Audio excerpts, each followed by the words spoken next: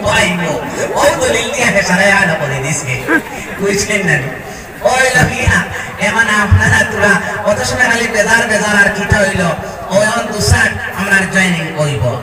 ওগুর লগে আরেকটা থিওরি কইয়া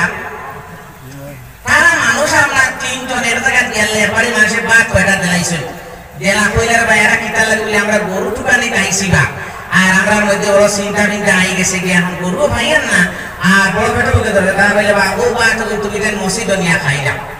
এটা মসজিদ নিয়া আইসা খাইতে বাঙালি লোকে খাইয়া আর হেও ঘুমাই গেছে আস্তে ধরে তুলিছেন এই উঠো কিটা শব্দ দেখছো কো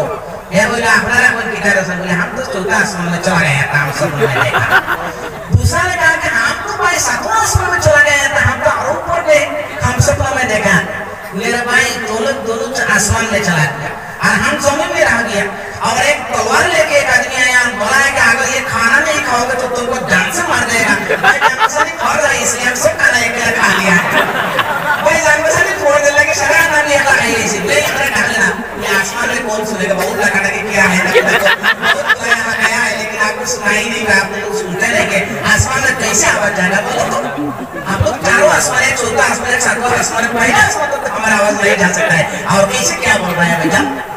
बोला अरे भाई तू तो जीत गया है बोले यही है हिकमत ओ वल हिकमत है तफसीर में देता उदाहरण मानलाम ज्ञानी